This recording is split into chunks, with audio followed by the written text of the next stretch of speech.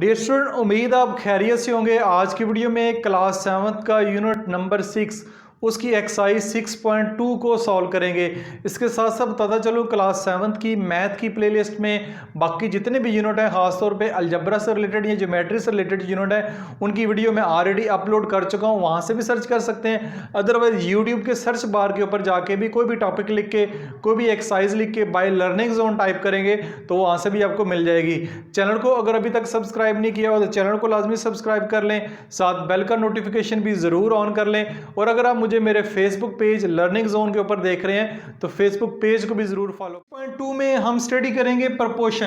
Proportion क्या होती है, आपका जो बुक का पेज है 79, उसमें प्रपोर्शन के बारे में लिखा हुआ है। We have learned in our previous classes the 4 quantities are said to be in proportion. अगर आपके पास 4 क्वांटिटीज हैं A B C D, तो इनको हम प्रपोर्शन में कहेंगे, जिसमें if the ratio of first to the second is equal to the ratio of third and fourth. पहली की रेशियो जो है वो थर्ड के साथ और दूसरी की जो रेशियो है वो फोर्थ के साथ अगर बराबर हो। In other word the 4 quantities A B C D are in the proportion.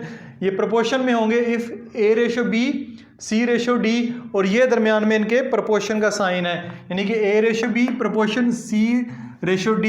अब ये क्या कहलाएगी, अगर जब ये आपकी A और D एक्सट्रीम क्वांटिटीज़ हैं, ये क्या है जी, एक्सट्रीम क्वांटिटीज़ हैं, यानी ये पहली और ये आखिरी, और दरमियान वाली मीन जो क्वांटिटीज़ हैं वो B और C है। B और C जो है वो मीन क्वांटिटीज़ है। अब एक्सरसाइज 6.2 में जो क्वेश्चन नंबर 1 है, स्पेशली वो 4 आपको क्वांटिटीज़ दी हुई हैं, जिसमें 4 में से एक क्वांटिटी मिसिंग है, M के नाम से है, उसमें आपने एक क्वांटिटी फाइंड करनी है। कैसे फाइंड करते हैं, आइए स्टार्ट। एक्सरसाइज 6.2 का क्वेश्चन नंबर 1, क्वेश्चन नंबर 1 को देखते हैं। Find the value of m in the following proportion. नीचे आपको 6 पार्ट दिए हुए क्वेश्चन नंबर 1 के, उसमें m की वैल्यू जो है वो फाइंड करनी है। पेपर में m की जगह कोई और भी वेरिएबल हो सकता है, p q r x y भी हो सकता है। तो यहाँ पे आपको पहला और तीसरा पार्ट में भी आपको करके देता हूँ। इसमें एक 13:3 इज इक्वल टू m/6। इसका तरीकाकार ये है कि आपने पहली को आखिरी के साथ, यानी प्रोडक्ट ऑफ एक्सट्रीम, और दूसरी और तीसरे को आपस में मल्टीप्लाई करना है, यानी इन दो को मल्टीप्लाई करना है आपस में, और साथ में फिर इन दो को मल्टीप्लाई करना है और इन दोनों को बराबर रखना है, इक्वल का साइन इनके दरमियान लेकर आना है। तो हम क्या करेंगे, इसको कहेंगे प्रोडक्ट ऑफ मीन, इसको कहेंगे प्रोडक्ट ऑफ एक्सट्रीम, प्रोडक्ट से मल्टीप्लाई करना। तो ये आपके पास होगा, प्रोडक्ट ऑफ मीन करते हैं, m multiply by 3 is equal to 13 multiply by 6। 13 को 6 के साथ और 3 को m के साथ आपने मल्टीप्लाई करना है। अब क्योंकि हमने m की वैल्यू फाइंड करनी है, m की वैल्यू फाइंड करनी है, तो ये आपके पास आएगा 13 divided by 6 multiply by 6 divided by 3, यानी इधर मल्टीप्लाई और इधर आके डिवाइड हो जाएगा। तो 3 1 ज़र 3, 3 2 ज़र 6 आपके पास आ गया। तो ये आपके पास आएगा 13 2 ज़र 26। तो m की वैल्यू जो है, जो आ रही है यहाँ पे, वो 26, यानी आपकी जो थर्ड प्रोपोर्शन है वो 26 बन रही है। m की वैल्यू जो आपके पास 26 आएगी। पार्ट 2 ईजी है, पार्ट 3 को देखते हैं। पार्ट 3 में है 35/21 इज इक्वल टू 5/m। तो इसको भी एज इट इजी करेंगे कि इसमें अब ये m 3 के पे था, इधर जो है 4 के ऊपर आ गया है, इसको इससे मल्टीप्लाई करें, इसको इससे करें। तो इन दो को बेशक पहले मल्टीप्लाई कर लें, 35 multiply by m is equal to 21 multiply by 5, यानी इन दो को मल्टीप्लाई किया, इन दो को किया, m हमने फाइंड करना है, 21 मल्टीप्लाई बाय 5, नीचे आपके पास क्या आ जाएगा, नीचे आपके पास आ जाएगा 35, क्योंकि इधर मल्टीप्लाई और इधर आके डिवाइड होगा। 5 1 ज़र 5, 5 7 आर 35, 7 1 ज़र 7, 7 3 ज़र 21। m की वैल्यू आपके पास क्या आएगी, 3 आएगी। यहाँ पे जो m की वैल्यू आपके पास आ रही है वो 3 आ रही है। क्वेश्चन नंबर 1 का पार्ट 5 देखते हैं। पार्ट 5 और पार्ट 6 मैं आपको करवाता हूँ, क्योंकि इसमें डेसिमल का साइन है, तो डेसिमल साइन की वजह से परेशान नहीं होना, सिंपल है ये भी। इसको जस्ट आपको डेसिमल को सॉल्व करना आपको आना चाहिए। 0.21 ratio 6.3 is equal to 0.06 ratio m। तो आप जानते हैं प्रोडक्ट ऑफ एक्सट्रीम और प्रोडक्ट ऑफ मीन, इन दो को मल्टीप्लाई करना है और इन दो को करना है। इन दो को लिखते हैं 6.3 multiply by 0.06 is equal to 0.21 multiply by m। ठीक है, तो हम क्योंकि m की वैल्यू फाइंड करना चाह रहे हैं, इसको उठा के आप नीचे ले आएँ। 6.3 multiply by 0.06 divided by 0.21 is equal to m। अगर आपके पास कैलकुलेटर है, कैलकुलेटर से सिंप्लीफाई कर लें, अदरवाइज इसका पॉइंट ख़त्म करें तो नीचे आपका 10 लगेगा, ठीक है। इसका पॉइंट ख़त्म करें तो नीचे जो है पॉइंट के नीचे 1, आगे जितने डिजिट है उतने 0 लगेंगे। इसका पॉइंट ख़त्म करना है तो जितने डिजिट हैं उतने ऊपर 1 लगाएं, उतने 0 लगा दें, ठीक हो गया। तो ये वाला 100 तो इस 100 से वैसे ही काट दें आप, ठीक है। पॉइंट से भी काट सकते हैं। ऊपर आएगा 63 मल्टीप्लाई बाय 6 और नीचे आपके पास आएगा 10 multiply by 21 is equal to m। अब इसको अगर कटिंग करते हैं तो 21 को 63 पे अगर काटें तो देख लेते हैं इसका टेबल जाता है कि नहीं। 63 डिवाइडेड बाय 21 बिल्कुल जाता है। 21 3 जार 63 हो जाएगा। वैसे भी कटिंग करेंगे हो जाएगा। अब आएगा इसका 2 का टेबल करें, 3 2 जार 6, 5 2 जार 10, ऊपर आ गया 3 3 जार 9 और नीचे बच गया 5। यह आएगा m इज इक्वल टू 9/5। तो अगर क्योंकि डेसिमल में है तो हमारा आंसर भी जो है वो डेसिमल में ही आना चाहिए। अब इस तरह के 9 को ऊपर रखें, 5 से डिवाइड करें तो 1.8 आएगा। m की वैल्यू जो आपके पास आई है 1.8 आई है। m की वैल्यू जो है हमने फाइंड की इसमें 1.8 है। अब चलते हैं पार्ट 6 की तरफ। 1.1 ratio m is equal to 0.55 ratio 0.27। तो इन दोनों को मल्टीप्लाई करें, m मल्टीप्लाई बाय 0.55 यह आएगा 0.27 मल्टीप्लाई बाय 1.1। तो ये m is equal to 0.27 multiply by 1.1 divided by 0.55। अब ये पॉइंट के बाद कितने डिजिट है? 2। इधर पॉइंट के बाद कितने डिजिट? 2। तो ये इसको वैसे ही बेशक काट दें आप, ठीक है। इसका नीचे जो है आप 10 लगा लें, पॉइंट खत्म करके 1, आगे जितने डिजिट उतने 0।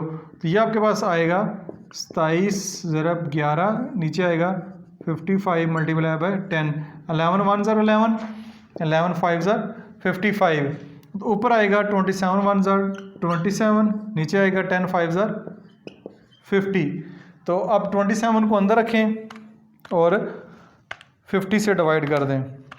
तो ये आपके पास आया है m इज इक्वल टू 0.54, यानी आपकी ये वाली जो रेशो आ रही है ये वाली 0.54 आ रही है। तो इस तरह भी आपका क्वेश्चन नंबर 1 कंप्लीट हो गया। जो पार्ट मैंने छोड़े हैं वो ज़रूर कीजिएगा, कमेंट्स में बताइएगा। अगर नहीं समझ आ रहे तो लाजमी बताइए, अगर समझ आ गए तो फिर भी कमेंट्स में डन लिख। अब बारी आती है क्वेश्चन नंबर 2 की। क्वेश्चन नंबर 2 है इसमें what is the fourth proportional of 2 5 and 6। इस क्वेश्चन को पहले मैंने सोचा नहीं करवाता क्योंकि ये बिल्कुल पहले क्वेश्चन की तरह है, लेकिन फिर मैंने कहा चलें करवा देता हूँ। इसमें चौथी प्रोपोर्शन आपने निकालनी है, ठीक है। चौथी 2:5 एंड 6, चौथी रेशो जो है आप इसमें x पुट कर लें, ठीक है। फोर्थ निकालनी है। फोर्थ को पहले क्वेश्चन में m रखा हुआ था, यानी सपोज किया हुआ था, इसमें आप इसका नाम x रख लें। बाकी तरतीब यही रहेगी। उम्मीद है इस क्वेश्चन को आप सॉल्व कर लेंगे। ये अब आपके लिए बहुत ईजी हो गया है। अब बारी आती है, ये आपने खुद करना है, खुद करके कमेंट्स में बताना है। अब ये find mean proportion of 4 and 16। Mean के दरमियान वाली जो प्रोपोर्शन है वो आपने बतानी है, यानी कि ये आपने लिखा ये इज इक्वल टू और ये 16, दरमियान वाली दोनों प्रोपोर्शन आपने बतानी है कि कौन सी है कि मीन प्रोपोर्शन जो दरमियान वाली होती है। इसको हम x रख लेते हैं और इसको भी हम x ही रख लेते हैं कि दोनों x फाइंड करना है। तो अब तरीकाकार ये है कि इन दो को मल्टीप्लाई करें और इन दो को करें, तो ये आपके x को x के साथ करेंगे तो x मल्टीप्लाई बाय x, ये 16 मल्टीप्लाई बाय 4, ये 4 मल्टीप्लाई बाय 16, ये हो जाएगा x स्क्वायर, ये आ जाएगा 16 4 ज़र 64। तो ये आपके पास आ गया x square is equal to 64। अब हमने क्या करना है, x स्क्वायर की वैल्यू फाइंड नहीं करनी है, अब हमने करनी है x की वैल्यू फाइंड करनी है। तो इसका स्क्वायर ख़त्म करने के लिए हम क्या करेंगे, दोनों तरफ जो है वो स्क्वायर रूट ले लेंगे। ये इससे जो है वो कैंसिल हो जाएगा, तो x इज इक्वल टू 8 आ जाएगा। तो मीन प्रोपोर्शनल इसकी जो आई है वो आपके पास 8 आ रही है। तो ये बनेगा 4:8 इज इक्वल टू 8:16, ठीक है, 8:16। तो इस तरह ये क्वेश्चन नंबर 3 और 2 भी आपका सॉल्व। क्वेश्चन नंबर 4 की अगर स्टेटमेंट को देखते हैं, a worker is paid ₹2130 for 6 days. A worker है, उसने 6 दिन काम किया है तो उसको 2130 रुपये मिले हैं। If his total wage during a month is ₹9,230, find the number of days he worked in the month. यानी अगर उसने महीने में काम किया, महीने बाद उसकी पेमेंट बनी है 9,230 रुपये, तो बताएं find the number of days, worker ने कितने नंबर ऑफ डेज जो है वो काम किया है। तो सबसे पहले इस क्वेश्चन में बताता चलूँ कि आपने पढ़ा होगा, एक डायरेक्ट प्रोपोर्शन होती है, एक आपके पास इन्वर्स प्रोपोर्शन होती है। डायरेक्ट प्रोपोर्शन से मुराद ये है कि अगर एक क्वांटिटी बढ़ रही है तो उसके साथ दूसरी क्वांटिटी भी उसी हिसाब से बढ़ेगी, ठीक है, ये डायरेक्ट प्रोपोर्शन होती है। इन्वर्स प्रोपोर्शन ये होती है कि एक क्वांटिटी बढ़ रही है तो दूसरी क्वांटिटी उसके मुकाबले में कम हो रही है, एक कम हो रही है तो दूसरी बढ़ रही है, ये आपके पास इन्वर्स प्रोपोर्शन होता है। तो ये वाला क्वेश्चन क्योंकि 6 दिनों में काम किया है तो इतने पैसे मिले हैं, अब अगर पैसे बढ़ गए हैं, पैसे उसको ज़्यादा मिले हैं, तो इससे मुराद ये है कि उसने दिन भी उसके ज़्यादा होंगे, तो ये आपके पास क्या होगी, डायरेक्ट प्रोपोर्शन होगी। इसको हम कहेंगे डायरेक्ट प्रोपोर्शन है। ये आपको पता होना ज़रूरी है, ये आपको पता होगा तो क्वेश्चन आपका ठीक होगा। अगर इसको आप इन्वर्स प्रोपोर्शन से करेंगे तो सवाल आपका आंसर गलत हो सकता है, ठीक है। तो ये डायरेक्ट प्रोपोर्शन है, उम्मीद है डायरेक्ट और इन्वर्स प्रोपोर्शन का आपको पता चल गया होगा। तो इसमें दो चीज़ें हैं, worker is paid rupees, amount है और डेज है, अमाउंट है और डेज है। यहाँ पे लिख लें आप अमाउंट रेशो क्या आएगा, डेज, अमाउंट रेशो डेज। अब सबसे पहले देखें कि अमाउंट कितनी है, 2,130 रुपये, 2,130 रुपये मिले हैं उसको फॉर 6 डेज, कितने दिनों के लिए, 6 डेज के लिए, ठीक हो गया। अब if his total wage during a month, पूरे महीने में जो है उसकी जो टिप अमाउंट बनी है वो 9,230 बनी है, तो बताएं उसने महीने में कितने दिन काम किया है, कितने दिन काम किया ये हमने फाइंड करना है। तो इसको हम क्या कर सकते हैं, लेट्स सपोज कर लें ये आपके पास x है, ठीक है, ये आपके पास x है। अब हमने क्या करना है, जैसे कि मैंने क्वेश्चन के शुरू में बताया कि ये अगर डायरेक्ट प्रोपोर्शन है, डायरेक्ट प्रोपोर्शन से मुराद है एक चीज़ बढ़ रही है तो दूसरी भी बढ़ रही है, तो आपने ये दो एरो के जो साइन है ये आप लगा सकते हैं, ठीक है। इससे मुराद ये होगा कि डायरेक्ट प्रोपोर्शन है, ये अगर बढ़ेगी तो ये वाली अमाउंट भी बढ़ेगी, ये अगर कम होगी तो साथ वाली अमाउंट भी कम हो जाएगी, ठीक है। इसको आप एक्स सपोज कर लें, जो भी आप सपोज करना है ये आपकी मर्जी है, यहाँ पे कोई भी चीज़ रख सकते हैं। अब इसको अगर डायरेक्ट प्रोपोर्शन का क्वेश्चन है, इसको अगर सॉल्व करेंगे तो ये आपके पास आएगा, जहाँ पे एरो होगा, ठीक है, ये एरो है तो वो वाली टर्म जो है वो नीचे आएगी, ये आएगी 2130, ये वाली जो टर्म है ये आपके पास ऊपर आएगी, ठीक है, इज इक्वल टू, ये वाली टर्म जो है ऊपर आएगी, ये वाली टर्म जो है वो नीचे आ जाएगी x/6, ठीक हो गया। अब क्या करेंगे, अब हम दरमियान में इक्वल का साइन है, दोनों को क्रॉस मल्टीप्लाई कर देंगे, इसको इससे, इसको इसके साथ आप मल्टीप्लाई कर दें, इस x को इससे मल्टीप्लाई करेंगे, ये होगा x multiply bye 2130, 2130 multiply by 6 multiply by 9230, ठीक है। अब इसको सिंप्लीफाई करना है, इधर ये मल्टीप्लाई हो रहा है तो उधर जाके क्या हो जाएगा, डिवाइड हो जाएगा। x की वैल्यू ही हमने फाइंड करनी है, 6 मल्टीप्लाई बाय 9230 डिवाइडेड बाय 2130, ठीक हो गया। अब इसकी सिंप्लीफिकेशन करनी है, सिंप्लीफिकेशन करने के लिए आप कैलकुलेटर का भी इस्तेमाल कर सकते हैं, अदरवाइज आप इसको इसके साथ जो है वो ज़ीरो को ज़ीरो के साथ काट दें, बाकी 6 का टेबल इस तक पढ़ें, फिर इसको इससे डिवाइड करें। तो कैलकुलेटर का इस्तेमाल भी आप कर सकते हैं, जैसे कि मैं करने लगा हूँ। 6 मल्टीप्लाई बाय आप करेंगे 6 मल्टीप्लाई बाय 923, ये आपके पास आएगा 5538 डिवाइडेड बाय 213। इसको अगर इससे डिवाइड करेंगे 213 से तो आपका आंसर आएगा 26 डेज आपने साथ लिखना है, यानी कि 26 दिन अगर वो काम किया उसने महीने में तो उसको 9,230 रुपये मिले हैं, 26 डेज इसके आते हैं, ठीक है। तो ये इसका आंसर होगा। इसको करने के दो तरीके हैं, एक ये तरीके कि यूनिटरी मेथड का भी तरीका है, लेकिन ये वाला तरीका मुझे ज़्यादा आसान लगता है, इसलिए मैंने इस तरीके से आपको ये क्वेश्चन सॉल्व। क्वेश्चन नंबर 5 को अगर देखते हैं, क्वेश्चन नंबर 5 में है Uzair take 75 steps to cover a distance of 50 meter, how much distance will he covered in 375 steps. Uzair अगर 15 स्टेप अगर मूव करता है तो 50 मीटर का फासला तय करता है। बताएं वो 375 स्टेप का फासला तय करेगा तो कितने स्टेप मूव करेगा। तो लाजमी बात है स्टेप जब बढ़ेंगे तो फासला भी बढ़ेगा। तो ये डायरेक्ट प्रोपोर्शन का क्वेश्चन है। तो आप इसमें कह सकते हैं कि स्टेप्स आर डायरेक्टली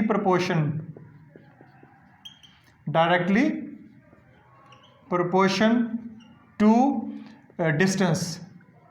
ठीक है, इससे मुराद है कि ये डायरेक्टली प्रोपोर्शनल का क्वेश्चन है। दो चीज़ें हैं, स्टेप और डिस्टेंस। तो यहाँ पे लिख लेते हैं स्टेप्स रेशो डिस्टेंस। ठीक है, डिस्टेंस के साथ मैं m डाल देता हूँ कि डिस्टेंस जो है यहाँ पे मीटर में है। तो Z एक 75 स्टेप्स लेता है तो 50 मीटर का फासला वो तय करेगा। How much distance will he covered in 375 steps. 375 step का फासला तय करेगा स्टेप, तो कितने मीटर का फासला वो तय करेगा। ये हमने एक्सपोज कर लिए, आप कोई भी सपोज कर सकते हैं। तो डायरेक्टली प्रोपोर्शनल का क्वेश्चन है। तो यहाँ पे इस तरफ अगर एरो ऊपर की तरफ मूव कर रहा है, ये वाला भी एरो जो है वो ऊपर की तरफ मूव करेगा। एक साइड डायरेक्शन शो कर रहा है कि एक चीज़ बढ़ रही है दूसरी बढ़ेगी, एक कम हो रही है दूसरी भी कम होगी। तो जैसे कि मैंने एक पिछले क्वेश्चन में भी बताया कि जहाँ पे एरो होता है वो वाली वैल्यू नीचे आ जाती है और जो टेल होती है वो वाली वैल्यू ऊपर आ जाती है। तो इसमें x/50 आ गया। ठीक है, आप दरमियान में इक्वल का साइन है, क्रॉस मल्टीप्लाई कर दें, इसको आप इसके साथ मल्टीप्लाई कर दें, इसको आप इसके साथ मल्टीप्लाई कर दें। x को 75 से करेंगे, x मल्टीप्लाई बाई 75, और इन दोनों को करेंगे 375 मल्टीप्लाई बाय 50। ठीक हो गया। अब क्योंकि x की वैल्यू फाइंड करनी है, x इधर ही रहेगा, इसको आप ऊपर ले जाएं, यानी ऊपर से मुराद है इस तरफ ले जाएं, इधर आके ये नीचे डिवाइड हो जाएगा। अब इसकी कटिंग कर सकते हैं। 25 2s are 50, 25 3s are 75, 3 1s are 3, 3 1s are 3, 3 2s are 6, एक कैरी जाएगा 15, 3 5s are 15। ठीक है, तो 125 आएगा, तो 125 मल्टीप्लाई बाय 2 करेंगे तो 250 जो है इसका आंसर होगा। 250 how much distance will he covered in 375 steps. तो 375 स्टेप होंगे तो फासला जो तय करेगा वो 250 मीटर का फासला जो है वो तय करेगा। तो साथ आपने मीटर ये यूनिट इसकी लाजमी लिखनी है, 250 मीटर का फासला तय करेगा। अब आते हैं क्वेश्चन नंबर 7 की तरफ। क्वेश्चन नंबर 6 मैंने बिल्कुल छोड़ा है, बिल्कुल पहले जो ऊपर वाले क्वेश्चन है उनकी तरह क्वेश्चन है, वो आपने खुद सॉल्व करना है। क्वेश्चन नंबर 7 को देखते हैं। An army camp of 200 man has enough food for 60 days. एक आर्मी का कैंप है जिसके अंदर 200 आदमी हैं, उनके लिए 60 दिन का खाना मौजूद है। ठीक है, how long will the food last. खाना कितने अरसे रहेगा अगर the number of man is reduced. आदमी की तादाद 200 की बजाय 160 कर दी जाए, या आदमियों की तादाद 200 की बजाय 240 कर दी जाए। तो सबसे पहला पार्ट करते हैं। अगर आदमियों की तादाद कम कर दी जाएगी तो खाना इससे मुराद ज़्यादा देर चलेगा। ठीक है, खाना 60 दिन की बजाय ज़्यादा देर चलेगा। तो ये इन्वर्सली प्रोपोर्शनल का क्वेश्चन है। तो इसमें लिखेंगे कि मैन आर इन्वर्सली प्रोपोर्शनल, ठीक है, टू डेज कर लें या फूड कर लें, उसके इन्वर्सली प्रोपोर्शनल है। तो सबसे पहले आप लिखेंगे यहाँ पे क्या लिखेंगे, मैन रेशियो टू डेज। सबसे पहला क्या है, 200 आदमियों के लिए, 200 आदमियों के लिए जो खाना हमारे पास मौजूद है वो 60 डेज़ के लिए है। ठीक है, 60 डेज़ के लिए है। तो अगर जो the number of man is reduced, आदमी जो है वो 160 कर दिए जाएं, आदमी 160 कर दी जाएं, तो कितने डेज़ मज़ीद जो है वो खाना चलेगा। तो ये आप जानते हैं इन्वर्सली प्रोपोर्शनल क्या है। तो इसमें ये वाली वैल्यू अगर एक कम हो रही है तो दूसरी बढ़ रही है, क्योंकि इसमें एरो आपने पहले दोनों एरो ऊपर लगाते थे, अब एक एरो नीचे होगा एक एरो ऊपर होगा, क्योंकि ये इन्वर्सली प्रोपोर्शनल का है। तो ये आपके पास आ गया 200/160। तो इसको आप लिखेंगे जैसे कि मैंने कहा था, जिसकी तरफ एरो होता है वो वाली टर्म जो है वो नीचे आती है, ये आएगी 160 नीचे आएगा, 200 ऊपर आएगा, इज़ इक्वल टू। अब जिसकी तरफ जो है एरो होता है वो वाली टर्म जो है वो आपके पास नीचे आएगी 60, और ये वाली जो है x ऊपर आएगा। क्रॉस मल्टीप्लाई करेंगे तो ये आपके पास आएगा 160 multiply by x is equal to 60 multiply by 200। x की वैल्यू फाइंड करनी है, x इधर ही रहेगा, ये आपके पास आएगा 60 multiply by 200 divide by 160। Zero जो है इस ज़ीरो से कट गया, ठीक है। बाकी इसकी कैलकुलेशन करते हैं तो 8 2 ज़ार 16, तो ये 10 2 ज़ार 20, 5 2 ज़ार 10, 4 2 ज़ार 8, 4 1 ज़ार 4, 4 15 और आपके पास आएगा 60। तो 15 और 5 बचेगा, तो ऊपर is equal to 15 multiply by 5, तो x इज इक्वल टू 75। तो 75 जो है आपके पास क्या है, डेज़ हैं। 75 डेज़ के लिए वो खाना जो है निकालेगा, क्योंकि अगर आदमी 200 है तो 60 दिन चलेगा, अगर आदमी 160 हो गए हैं तो खाना जो है फिर वो 75 खाने की तो दिन की तादाद है वो बढ़ जाएगी। अब इसके पार्ट 2 की तरफ आते हैं, मैन और डेज़।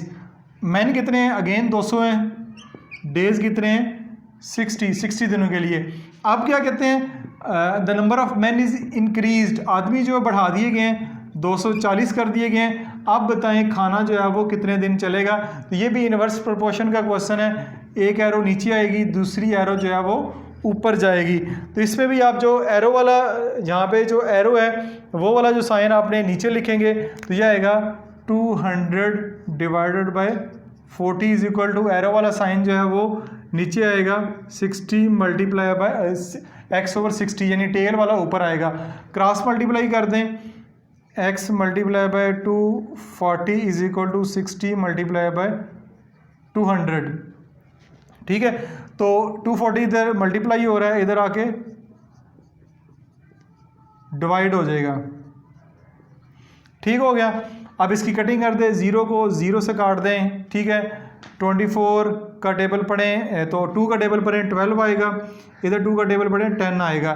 12 1 ज़ार 12, 12 5 ज़ार 60, 10 को 5 से मल्टीप्लाई करें तो यह आएगा 50 डेज़। 50 डेज़ आएगा, क्योंकि हमने नंबर ऑफ़ डेज़ फाइंड करने हैं। तो आदमी 240 किए हैं तो नंबर ऑफ़ डेज़ भी कम हो गए हैं। पहले 60 दिन थे, 200 आदमी के लिए 60 दिनों का खाना मौजूद था।